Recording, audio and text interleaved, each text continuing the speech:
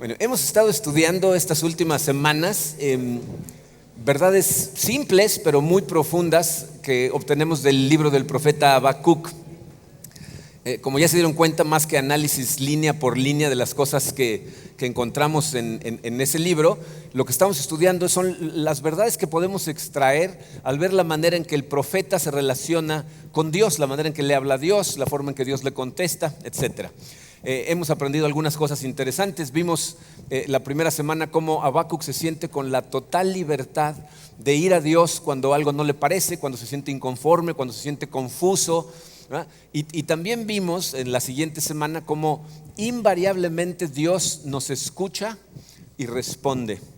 El día de hoy vamos a aprender otra faceta diferente del carácter de Dios. Y miren, de una vez les adelanto, este es un tema pesado, es un tema denso, para mucha gente difícil de asimilar, pero que es muy importante que lo analicemos a profundidad. Vamos a ver hoy cómo Dios es un juez y es un juez justo que nos va a juzgar. ¿Okay? Entonces vamos a ponernos en manos de Dios y vamos a analizar lo que esto significa. Padre, te damos gracias por tu amor, Señor. Te damos gracias porque una vez más estamos aquí con la libertad de adorarte, de cantarte, de declararte nuestro amor. Y Señor, queremos verdaderamente glorificarte con nuestra vida. Queremos amarte verdaderamente como tú nos amas a nosotros. Y sé, Señor, que es imposible amarte como tú mereces ser amado si no te conocemos realmente. Quiero pedirte el día de hoy, Señor, que abras los ojos de nuestro corazón y nos permitas verte como realmente eres, con lo glorioso que eres y con todas las facetas de tu carácter conforme las vamos aprendiendo.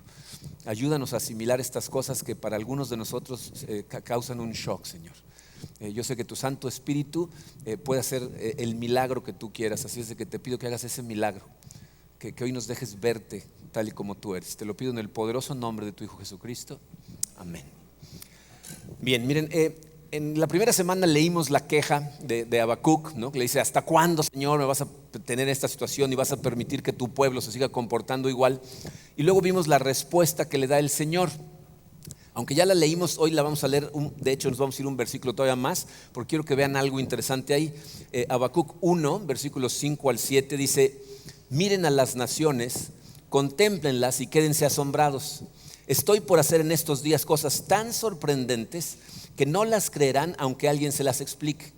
Estoy incitando a los caldeos, ese pueblo despiadado e impetuoso que recorre toda la tierra para apoderarse de territorios ajenos.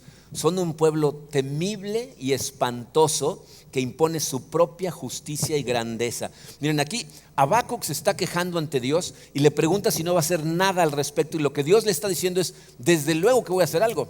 Le está diciendo: voy a utilizar a los caldeos como mi herramienta de justicia. Miren, la semana que entra vamos a ver en detalle cómo Habacuc va a responder ante esa declaración de Dios. Pero en este momento lo que quiero es que vean otro rasgo del carácter de Dios que aquí se despliega, y que cuando nosotros creemos en estas cosas, cuando las leemos en la Biblia, las asimilamos y queremos vivir de esta manera, nos ponen a todos nosotros en oposición directa con la forma en la que la mayor parte de la gente quiere ver a Dios.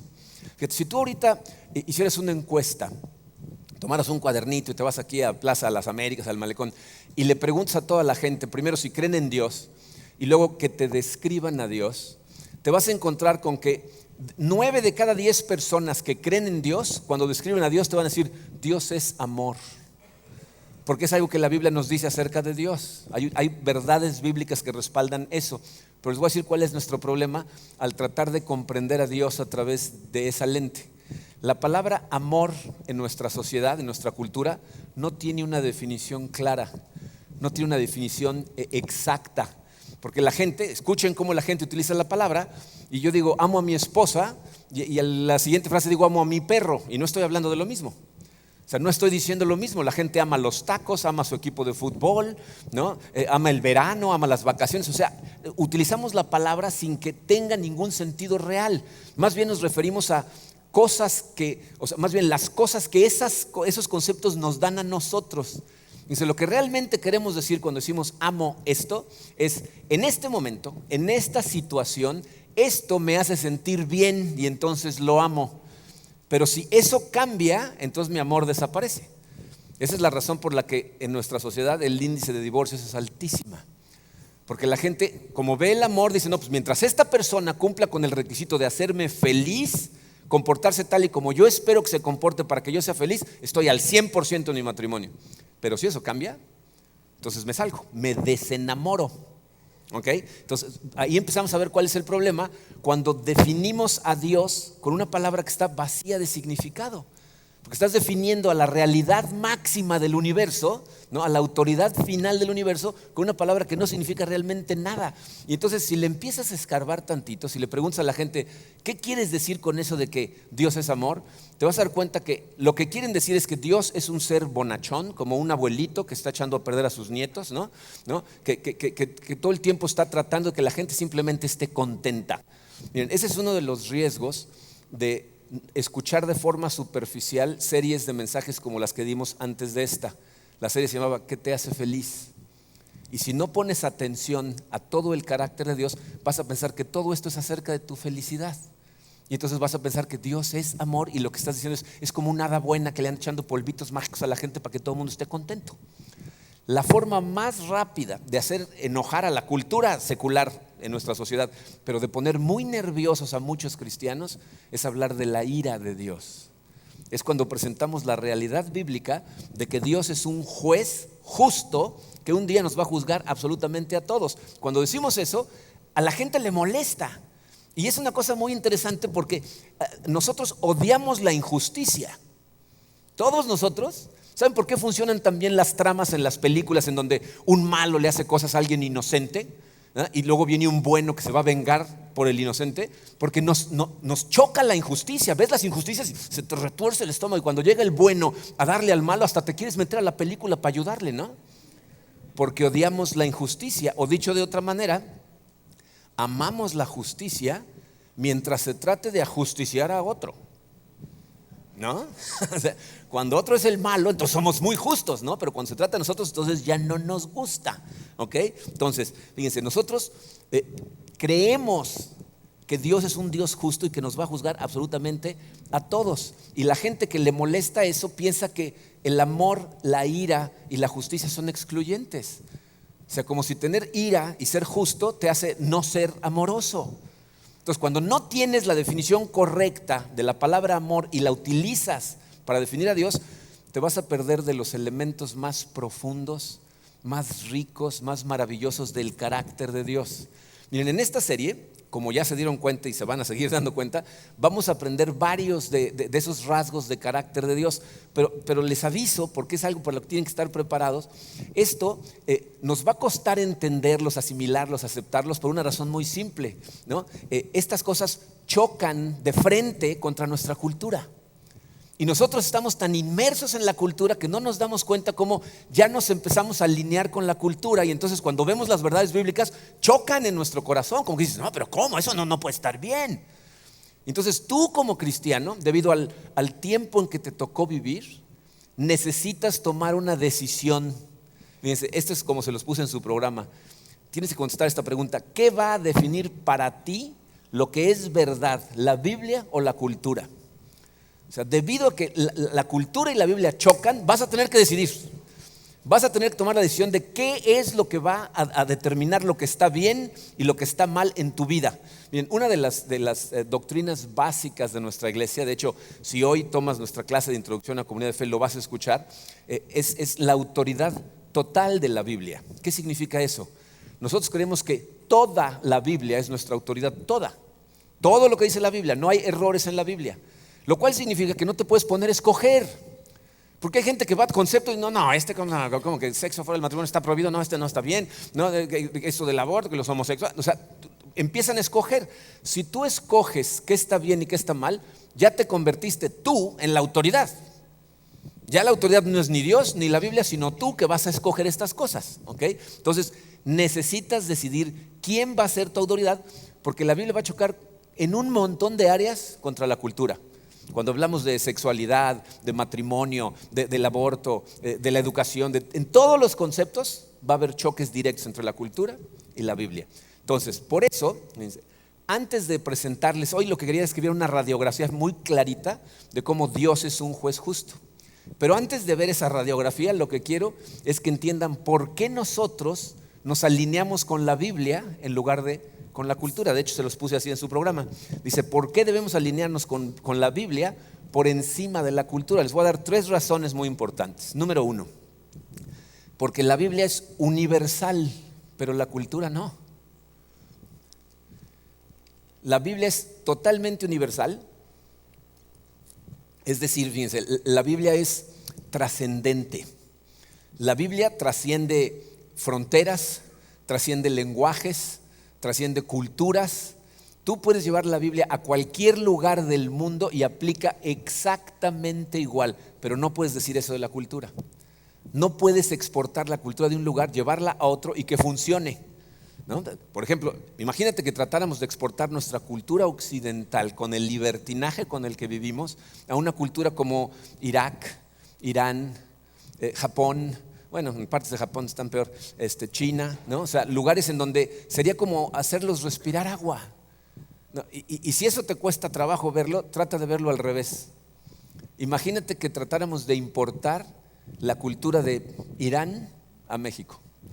¿Cómo les vendría a las mujeres tener que andar totalmente tapadas, que nada más se les vieran los ojos, no poder hablarle a un hombre que no sea miembro de tu familia, prohibido manejar, prohibido? O sea, ¿les vendría bien ese cambio de cultura?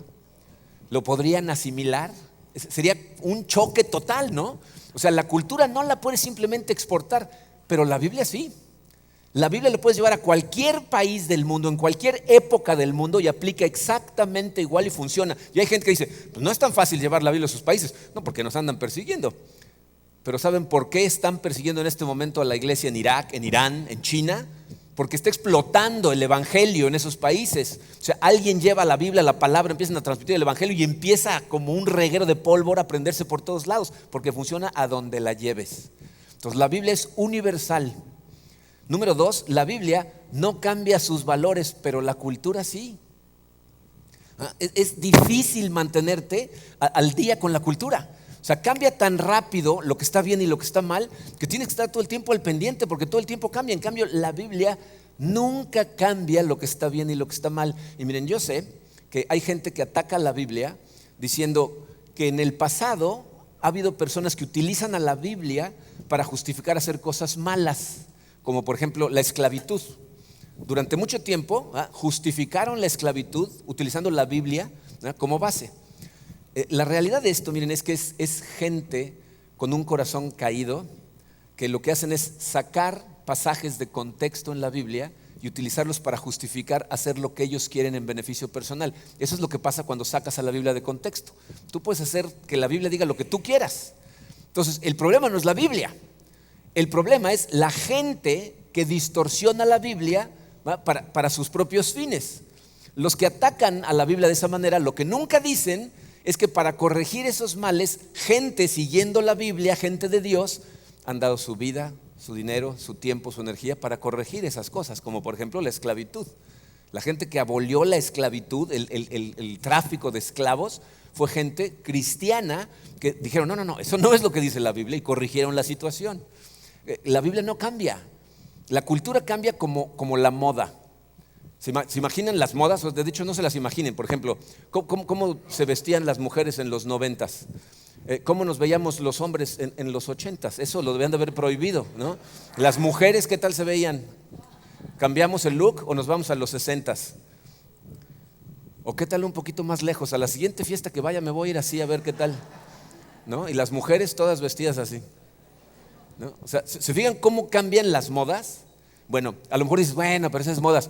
¿Se dan cuenta la cantidad de cosas importantes en nuestra sociedad que cambian como las modas todo el tiempo? Cómo las cosas entran y salen de moda, pero cosas importantes. Piensa en la moralidad de la gente. Piensa en cómo nos vestimos o casi nos vestimos en nuestra época. Piensa en cómo hablamos. Miren, una de las cosas más impactantes para mí es estar en un restaurante rodeado de hombres, mujeres y niños, y alguien contesta un celular y empiezan a gritar groserías al celular como si estuvieran solos. O sea, somos inmorales. ¿Qué tal el aborto? En décadas pasadas, en siglos pasados, no, hoy cada vez es más normal. La gente dice, no, pues tiene que ser legal. ¿Qué tal las drogas? En 30 años la marihuana va a ser legal en todo el mundo. Y la cultura te dice, pues, ¿qué tiene de malo? ¿Qué tal las relaciones homosexuales? No, la cultura de hoy las está metiendo a los niños desde el primero de primaria para que lo vean como lo más normal. Están culturizando a los niños. Y hay de aquel individuo que diga, oye, pero eso la Biblia dice que está mal. Retrógrada, fanático, cállate. Y se fijan cómo nos empezamos a culturizar cuando tú oyes cualquiera de estas cosas y dices, uy, pero qué exagerado, ¿no? Nos estamos culturizando. La Biblia, la cultura chocan, pero los valores de la Biblia no cambian nunca. La cultura va a seguir cambiando. Y la tercera, miren, esta creo que es la más triste de todas.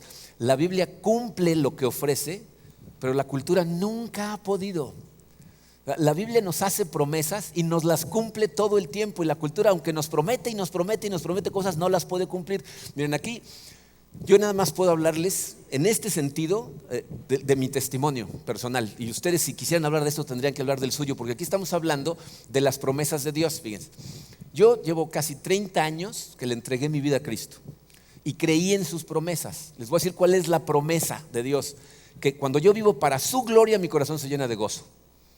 Yo creo en Dios, ¿no? Creo que Él es mi Salvador, y cuando yo lo glorifico con todo mi corazón, eso llena mi corazón de gozo. Y les puedo decir, en estos 30 años, yo veo hacia el pasado, veo la serie de situaciones que hemos vivido en nuestro corazón.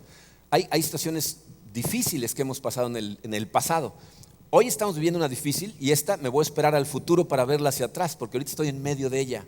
Pero las que veo en el pasado, cosas fuertes que nos pasaron, veo como cuando nos tomamos de la mano de Dios y le creímos a Él y seguimos sus lineamientos, esas cosas terminaron funcionando para bien, para nuestro gozo, para su gloria. Y hoy en día las veo y digo, gracias, Señor, por todo lo que me enseñaste en esa época. Hay cosas que me hubiera gustado que pasaran diferentes, evidentemente, ¿no? Cuando las estás sufriendo no dices, ay, gracias, Señor, que estoy sufriendo, sino que después lo ves y dices, efectivamente Dios usa todo para el bien de quienes lo amamos. Pero también les puedo decir el otro lado de esa moneda. Cuando veo hacia atrás, todos los momentos en donde se ha causado miseria en mi corazón, que me ha dejado asqueado de mí, arrepentido, ¿no?, de lo que sucedió, es cuando he caído en las mentiras de la cultura, que me prometieron algo y no cumplieron y me dejaron vacío o peor que antes. Estamos tan engañados. Miren, nos ha mentido tanto la cultura que la mayor parte de la gente ya ni siquiera se da cuenta cuando nos sigue mintiendo. Por ejemplo, fíjense, 2 ejemplos rápidos. La tecnología. Fíjense, la promesa de la tecnología, por ahí de los 80s, yo lo vi en una clase cuando estudiaba ingeniería cibernética, ¿verdad? Nos dijeron, la tecnología va a ser tan avanzada, el internet, los correos electrónicos, los teléfonos celulares, que vamos a ser tan productivos que vamos a tener un montón de tiempo libre. Y entonces vamos a poder dedicarle más tiempo a nuestras relaciones, a las cosas más importantes. ¿Ha cumplido? ¿Alguien tiene montones de horas de sobra al día gracias al internet y a los correos electrónicos? ¿No es lo contrario? ¿No nos esclaviza más? ¿No estamos a las 10 de la noche contestando correos electrónicos? ¿No?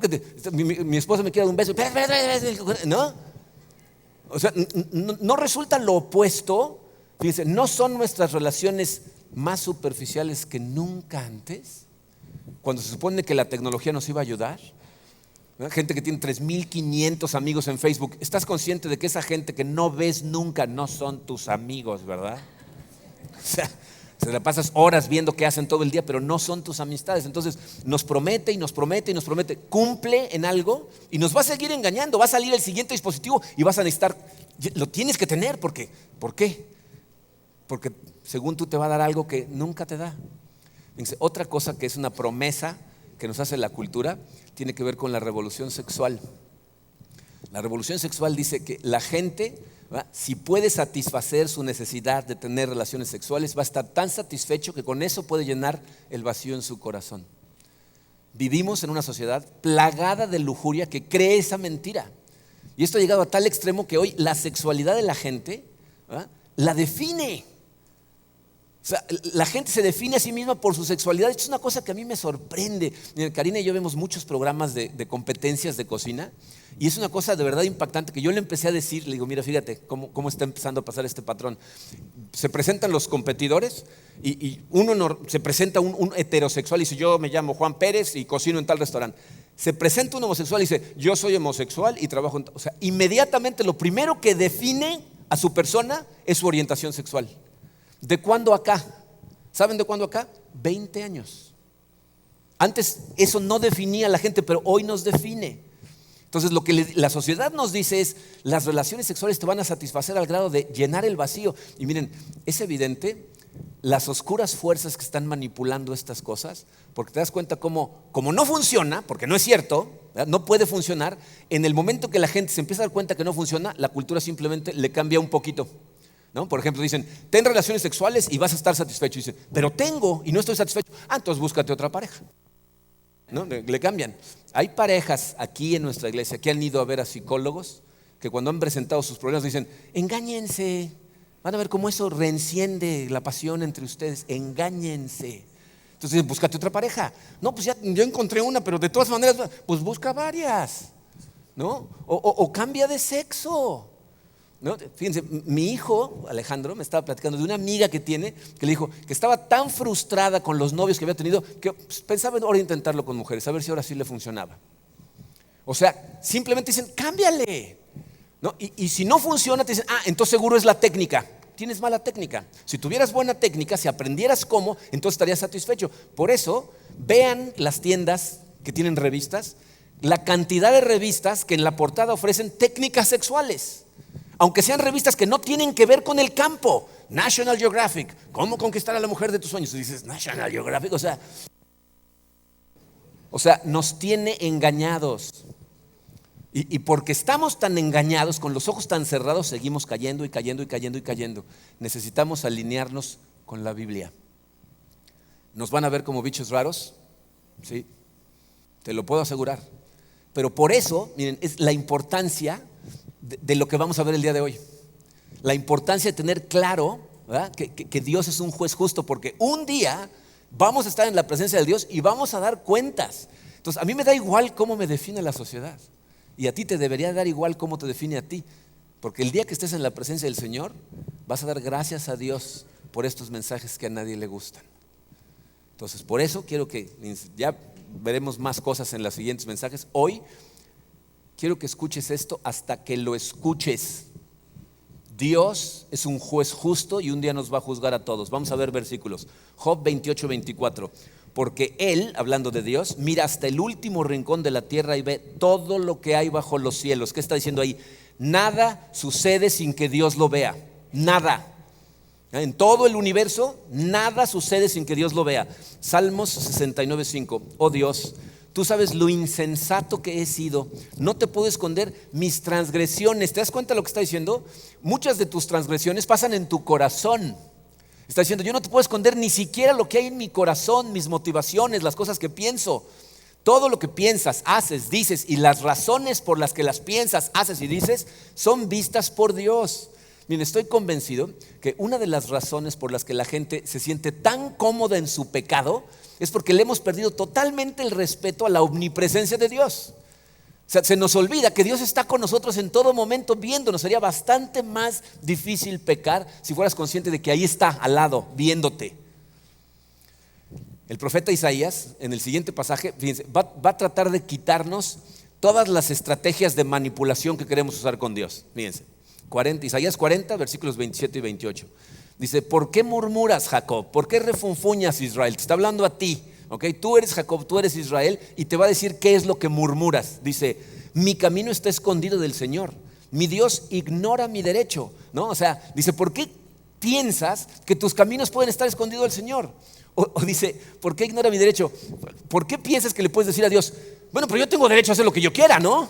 Es mi vida. Dice, ¿cómo se te ocurre decirle eso a Dios? Y fíjate cómo continúa. Dice, ¿acaso no lo sabes? ¿Acaso no te has enterado? El Señor es el Dios eterno, creador de los confines de la tierra. No se cansa ni se fatiga y su inteligencia es insondable. Miren, les voy a decir lo que está pasando aquí. Nuestro problema es que nosotros queremos ver a Dios como si fuera una persona como nosotros. Como la Biblia nos lo pinta como un padre amoroso, pensamos que vamos a poder engañarlo como engañábamos a nuestros padres aquí en la tierra. Yo no sé qué tipo de adolescentes fueron ustedes. Yo fui un santo del Señor, entonces no les puedo contar. Cierto. Mis papás se carcajearon en el primer servicio cuando dije eso. No era un santo del Señor. Y les voy a decir lo que normalmente trataba yo de hacer, ¿no? En esa época, fíjense, la hora de regreso a la casa cuando yo tenía como 16, 17 años era la 1 de la mañana. Hoy a la 1 empieza la fiesta. ¿no? Pero en ese entonces, a la 1 de regreso, ¿no? Entonces, ¿qué hacía yo? Pues me quedaba hasta las 2, 2:30 con mis amigos y luego regresaba con la esperanza de que no me oyeran sin hacer ni un ruido, ¿no? Mi mamá oye todo, entonces se despertaba de todas maneras, ¿no? Pero eso es lo que yo trataba de hacer. Yo, la verdad, tenía la honestidad de decirles qué íbamos a hacer, pero tenía amigos a los que no los dejaban hacer cosas. Entonces, ellos, ¿cuál era su estrategia? Les decían a sus papás que iban a hacer una cosa para hacer otra, ¿no? Decían, no, es que vamos a ir a dormir todos a casa de tal amigo, ¿no? Y pues, ¿cuál ir a casa del amigo? Era una fiesta toda la noche en otro lado, ¿no? Entonces, se fijan lo que nos está diciendo Isaías, nos está diciendo, esas trampas que usabas con tus papás, con Dios, no van a funcionar. Dios no se duerme, no toma siestas, no se cansa, no está volteado para allá cuando de repente tú haces algo. Dice, y es mucho más inteligente que tú. Cualquier estrategia que se te ocurra para engañarlo no va a funcionar porque puede ver tu corazón, sabe lo que estás pensando. Miren, tenía montones de versículos más para leerles, pero ya no me cabía ni en el programa ni tenía el tiempo. Pero son una tras otra, hombres de Dios suplicándote que les escuches. Nada pasa desapercibido para Dios y un día vas a dar cuentas. Y luego cuando hablo de estas cosas con la gente y les leo este tipo de pasajes, me dicen, bueno, pero eso es el Antiguo Testamento, ¿no? Ahí Dios como que estaba medio de malas, ¿no? Vámonos al Nuevo Testamento, ¿no? ¿Qué dice Jesucristo? Porque Jesucristo sí es todo amor, ¿no? Vamos a ver qué dice Jesucristo. Miren, este siguiente pasaje, cuando lo analicé detalladamente la primera vez, me causó pesadillas, literalmente. Dice Lucas 12, versículos 1 al 3, dice, cuídense de la levadura de los fariseos, o sea, de la hipocresía. ¿Qué está diciendo ahí? Está diciendo, lo peor que puede hacer una persona es pretender estar en un nivel espiritual en donde no está, ¿no? Porque cuando tú no estás en el nivel espiritual que pretendes, ¿verdad? Significa que estás tratando de impresionar a los demás con cosas externas, controlando cosas externas. Y continúa, dice, no hay nada encubierto que no llegue a revelarse, ni nada escondido que no llegue a conocerse. Así que todo lo que ustedes han dicho en la oscuridad se dará a conocer a plena luz, y lo que han susurrado a puerta cerrada se proclamará desde las azoteas. Entonces, fíjense, este versículo es el antídoto contra la autojustificación. ¿Saben lo que es eso, no? La autojustificación es cuando tratas de hacerte a ti mismo justo y sentirte superior a los demás. Porque mientras se trate de cosas externas, tú puedes de alguna manera pues medio jactarte, ¿no? Yo, a ver, ¿cuántos versículos te sabes, no? Y puedo escupir versículos en griego, ¿no? O te puedes decir, yo oro durante horas, ¿no? Y tú, ¿cuántos versículos lees al día, no? Porque yo me memorizo 20, ¿no? O sea, yo te puedo impresionar con cosas externas, pero si mi corazón no está ahí realmente, significa que mi corazón está mal, está oscuro, y entonces en secreto, ¿verdad? Cuando nadie me ve, voy a hacer, decir, pensar, sentir cosas vergonzosas, porque no estoy ahí espiritualmente realmente. Y se fijaron lo que dice el versículo. Dice, no hay absolutamente nada que tú hagas en la oscuridad que no se va a dar a conocer a plena luz. O sea, se imaginan el final de los tiempos cuando te metan en un estadio en donde esté toda la gente a la que conoces y pasen la película de tu vida con todo lo que pensaste, todo lo que dijiste, todo. ¿Se imaginan? Esa fue mi pesadilla. Yo dije, válgame, imagínate si yo te dijera, ahorita en la pantalla vamos a pasar el último mes de tus pensamientos, motivaciones, de todo lo que dijiste realmente, de tu pareja, de tus hijos, de tus amigos, de tu jefe, de tus compañeros. ¿Cuánto tiempo te quedarías en las salas viendo el showcito? ¿No saldrías corriendo de aquí? Eso es lo que dice Jesucristo. Dice, todo va a ser revelado. Miren ahí, Jesucristo lo que nos está diciendo es, cuida tu corazón. Jesús siempre va tras el corazón de la gente porque Él sabe que si puede transformar tu corazón, lo externo se transforma solo. Es un efecto del cambio interno. Entonces dice, deja de pretender externamente, cuida tu corazón, porque al final todo va a ser revelado. Pablo nos lo dice de otra manera. Fíjense, 1 Corintios 4, versículos 4 y 5, Pablo va a usar la estrategia inversa. Dice, porque aunque la conciencia no me remuerde, no por eso quedó absuelto, ¿no? O sea, Pablo dice, no porque me sienta yo que voy muy bien, significa que voy muy bien, ¿no? Dice, el que me juzga es el Señor. Por lo tanto, no juzguen nada antes de tiempo, esperen hasta que venga el Señor. Él sacará a la luz lo que está oculto en la oscuridad y pondrá al descubierto, ahí está otra vez, las intenciones de cada corazón. Entonces, cada uno recibirá de Dios la alabanza que le corresponda. Miren, aquí es una estrategia inversa, porque Pablo lo que le está diciendo a la gente con esto es, por favor no me alaben, no me den alabanzas, no me echen porras, no me suban a ningún pedestal. Dice, ustedes no saben lo que hay en mi corazón. No porque yo me sienta que voy bien, significa que voy bien. El único que sabe es Dios. Y cuando Él venga, que Él me alabe. No le hacemos ningún favor a la gente cuando lo subimos al pedestal al que solamente pertenece Dios. Cuando hacemos eso, ponemos a esas personas en situaciones muy precarias. ¿Saben por qué tantos pastores han caído estrepitosamente y destrozado comunidades enteras? Porque la gente los empieza a tratar como a Dios. Los empiezan a ver, oh, wow, no, tú seguro estás más cerca de Dios. Y esto se los empiezan a creer. Y al rato piensan que pueden hacer lo que quieran. Y entonces dan unas tropezadas. Entonces Pablo dice, no, a mí no me alaben. El único que alaba es Dios. La Biblia nos da permiso en Hebreos 11 de tener héroes en la fe, pero héroes que sean una herramienta de transformación para ti. ¿Y se acuerdan lo que vimos la semana pasada? No le aplaudimos a la herramienta, le aplaudimos al que usa la herramienta. Entonces dice, no hay que alabar a gente. Al final Dios va a venir y va a revelar todo lo que hay en todos lados. Entonces Dios es un Dios justo y nos va a juzgar a todos. Y ahora miren, voy a leer un versículo y les voy a advertir por adelantado. Es un versículo espeso y necesitamos leerlo y necesitamos conversar un poquito al respecto. Entonces, antes de que cierres tu mente, escucha. Este versículo se encuentra en Apocalipsis 20. Es el final de los tiempos. Dice Juan, que es el autor. Luego vi un gran trono blanco y a alguien que estaba sentado en él. De su presencia huyeron la tierra y el cielo sin dejar rastro alguno. Vi también a los muertos, grandes y pequeños, de pie delante del trono. Se abrieron unos libros y luego otro, que es el libro de la vida. Los muertos fueron juzgados según lo que habían hecho, conforme a lo que estaba escrito en los libros. El mar devolvió a sus muertos, la muerte y el infierno devolvieron los suyos, y cada uno fue juzgado según lo que había hecho. La muerte y el infierno fueron arrojados al lago de fuego. Este lago de fuego es la muerte segunda. Aquel cuyo nombre no estaba escrito en el libro de la vida era arrojado al lago de fuego. En toda la cultura, especialmente la occidental secular, y buena parte del mundo cristiano evangelista, hace todo lo posible por ignorar esta idea, por cerrar sus oídos, por brincarse estos pasajes, por pensar que estas cosas no pueden existir, que Dios sea un Dios justo, que va a condenar a gente a un infierno literal. ¿Por qué?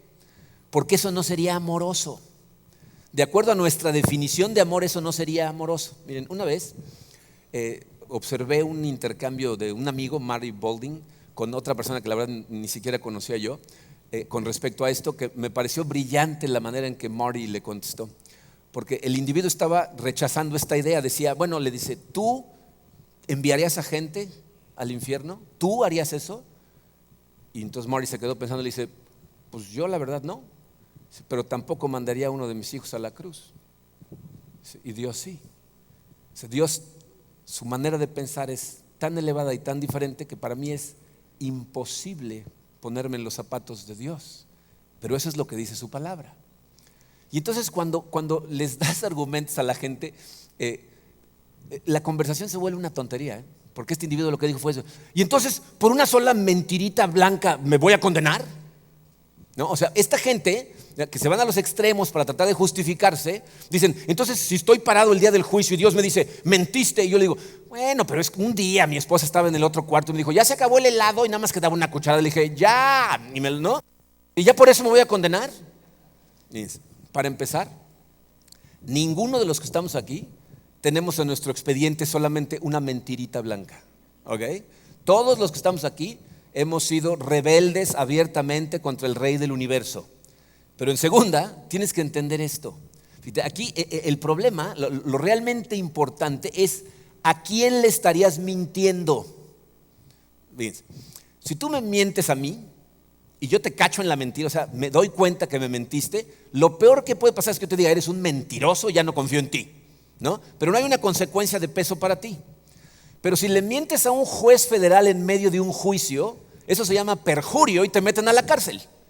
O sea, aún en nuestra sociedad hay una pena por mentirle a un juez y puedes perder años tu libertad por mentir. Ahora imagínate si la mentira es al Rey del universo, al juez del universo. O sea, el problema no es qué hiciste, sino a quién. O sea, es a quién le haces la ofensa que haces tú un crimen terrible. Pero mira, aún así, antes de cerrar tu mente, necesitas escuchar cosas.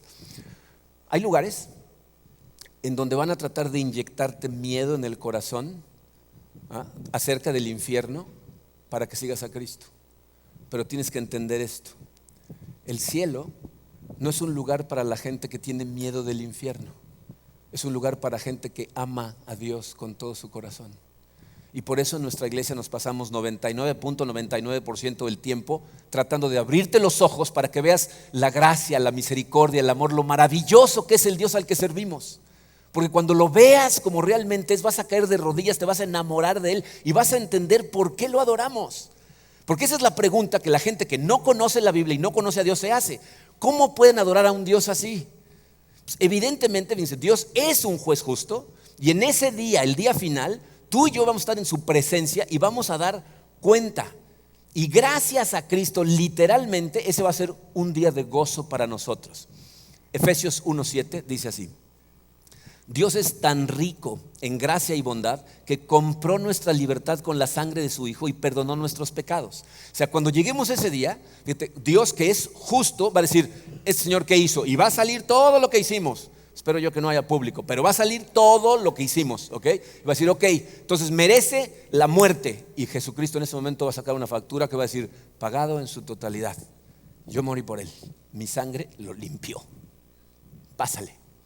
Gracias literalmente a Cristo, tú y yo vamos a ser vistos en ese momento por la gracia de Dios como gente 100% inocente. Por eso, en la primera de Pedro 1:13 dice: por eso pongan su esperanza completamente en la gracia que se les dará cuando se revele Jesucristo. O sea, tienes que poner totalmente tu esperanza en esa gracia. Permitimos que el Espíritu Santo trabaje en nosotros, nos vaya justificando, nos vaya transformando y vivir cada vez mejor. Lo intentamos. Hacemos lo posible por dar el fruto del Espíritu y tener dominio propio. Lo intentamos, pero si somos honestos, fallamos, nos tropezamos, nos caemos. De hecho, estamos cansados de intentarlo. Por eso Pedro dice: más vale que tu esperanza no esté puesta en tus intentos, sino en la gracia de Dios. ¿Soy culpable? Totalmente. ¿Voy a ser absuelto? Totalmente. ¿Por qué? ¿Porque soy muy buena persona? ¿Porque llevo de pastor muchos años? Dios me salvó antes de que iniciara esta iglesia. De hecho, Dios me salvó cuando estaba en mi peor momento de rebelión. Y también a ti. Entonces nuestra esperanza tiene que estar puesta en esa gracia. Miren, si tú estás sentado en esta sala y no has entregado tu corazón a Cristo, necesitas escuchar esto. Por favor, no confundas la paciencia de Dios con su aceptación de tu rebeldía.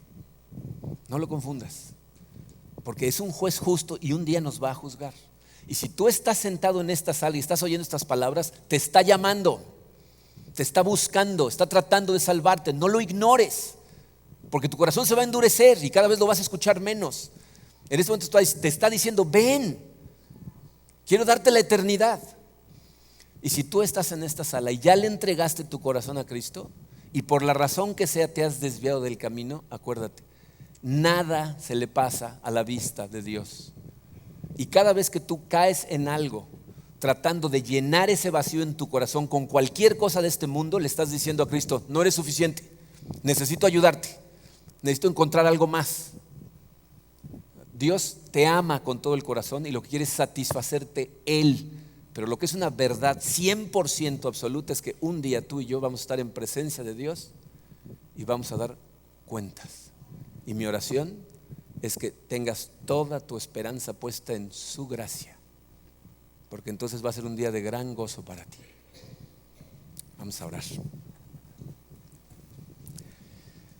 Padre, te doy gracias, Señor, por la claridad de tu palabra.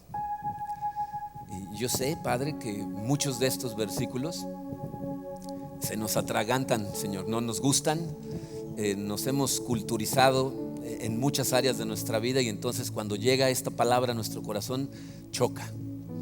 Te pido, Señor, que tu Santo Espíritu lime todas las asperezas de nuestro corazón, derribe cualquier muralla que levantemos nosotros debido a la cultura en la que vivimos y nos ayudes a alinearnos totalmente con tu palabra. Sé que es un proceso, Señor. Sé que es una cuestión de caminar de tu mano, estudiar, meditar tu palabra, pero te pido, Señor, que nos des la sabiduría, la fortaleza, que nos des la luz y la guía de tu Espíritu Santo para ir asimilando estas verdades y poder vivir de acuerdo a ellas. Permite, Señor, que nos dé igual lo que la gente piense de nosotros, siempre y cuando estemos de tu mano y viviendo de acuerdo a tus valores, Señor.